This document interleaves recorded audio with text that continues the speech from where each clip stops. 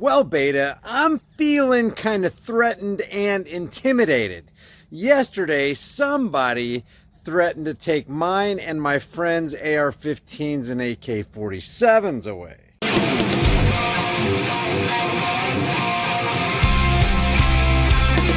As you already know, Robert Francis O'Rourke tweeted a nationwide threat, and that's exactly what it was, a threat to all AR-15 and AK-47 owners. Hell yeah, we're gonna take your AR-15 and your AK-47. Make no mistake, that is a real threat. And those kinds of threats, as we know, are backed by state-sanctioned gun violence. So in making that statement, Robert Francis, in fact, threatened to initiate gun violence on peaceful gun owners.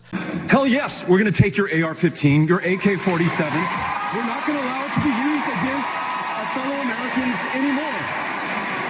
Well, Texas State Representative Briscoe Cain had a little something to say about that. He tweeted, "My AR is ready for you, Robert Francis," to which Beta Male replied, "This is a death threat, Representative. Clearly you shouldn't own an AR-15 and neither should anyone else." So Robert Francis literally makes the first real implied threat and gets his snowflake feelings hurt when somebody tells him his AR is ready.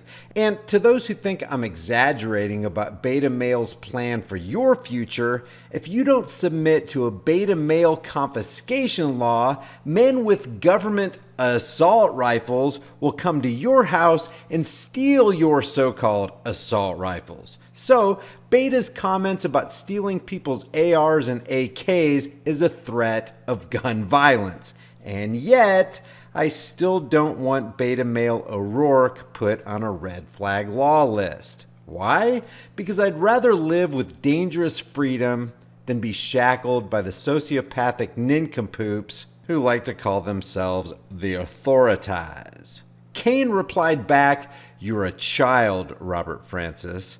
And of course, the next pro-gun violence snowflake to jump on Briscoe Cain's case was this person who shall not be named for obvious censorship and suppression reasons.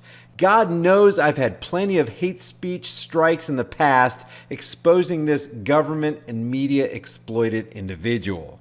Anyway, this person said in a retweet by your favorite cow fart hating asylum escapee and mine, AOC, "If you threaten to kill a presidential candidate, you should not have a gun." Let's get this straight. Nobody threatened to off a presidential candidate. But what did happen was a presidential candidate threatened the lives and livelihoods of millions of American gun owners. But none of these people seem to care about that. Then Beto digs in his heels and doubles down with this. And guys, try not to laugh when this inmate talks about common sense. Precedent and common sense is pretty clear on this, that none of our rights are absolute, that there are some common sense limitations to them. Yeah, common sense limitations to shall not be infringed. Which is hilarious because if you put a feather's weight worth of limitations on shall not be infringed, you've already infringed. You can't own a grenade launcher or a bazooka or drive a tank down the street. I think we now understand. Excuse me, if you take the Second Amendment for what it actually says and not what you want it to say, you can be armed with anything you can afford to buy. The only limitations placed on that are by those oath breakers who consciously rationalize their positions in their own minds and go full throttle with the infringement process. Listen, if you can afford a tank, a bazooka, or an RPG, who exactly has the authority to say you can't own those things?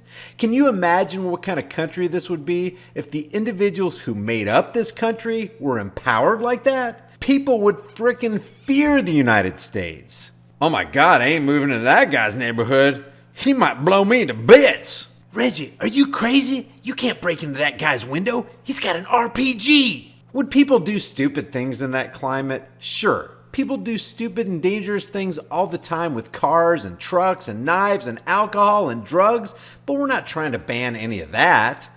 Oh, wait. Yeah, we tried banning booze and well, that didn't work out so well. And we won't even talk about the war on humans. The war on drugs. Anyway, prohibitions don't work, Beto. Besides, shall not be infringed means just that. So take a hike. That these AR-15s and AK-47s not only have been used as weapons of war in our communities, but as long as they exist in our communities, they are instruments of terror. Our kids are afraid of them. Who the hell does this guy hang out with? I'm not afraid of inanimate objects. What people should really fear are not so-called assault rifles and grenade launchers. We should really fear assault politicians and fully automatic stupidity. Talk to my fellow residents in El Paso, many of whom feel like they have a target on their back right now. Yeah, tell me about it. Only we don't feel like we have a target on our backs. We can know for certain that we have a target on our backs thanks to Beto if we own an AR-15 or an AK-47. Because you better believe he's gunning for us. So thanks, Beto. We finished one of these March for Our Lives. Correction, March Against Our Rights. And actually, they're marching against their lives because statistically, 500,000 to 3 million times a year, firearms are used as a defensive tool. These students had organized in El Paso. I had Henry, my 8-year-old, on my shoulders, and we get to San Jacinto Plaza, and there are two guys with an AR-15 each waiting for us there. And my son's like, Dad, what gives? I thought we were just marching against this. And I said, wait a minute, let me guess. You said something intelligent and rational like, hey, look at that, son. Two guys who are protecting us with those magnificent, highly accurate personal protection devices. That's what you said, right, Beta? Oh, don't pay them any mind. Don't give them any attention. But what I should have said, no, Henry, that's absolutely wrong. No one should be able to come here and try to intimidate you and scare you. And so we got to end that. Shut the front door. Perfect opportunity to tell your kid about freedoms outlined by the Second Amendment, and as a supposed defender of the Constitution, you literally told your kid that you have to end that. In other words, well, son, we gotta initiate state-sponsored gun violence on those two guys who are standing there with those devices, making this place safer for us all.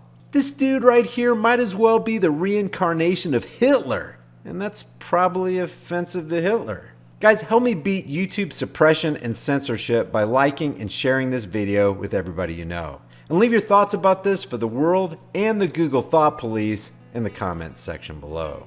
If you guys enjoy these videos, be sure to subscribe to the channel, hit the bell notification icon, give it a thumbs up, and share it with everybody you know. Also, check out over 100 hard-hitting designs in the shirt store, and if you want to support more content, hit me up on Patreon or PayPal. All those links will be in the description and in the pinned comment. I'll see you guys in the next heavily censored shadow ban video.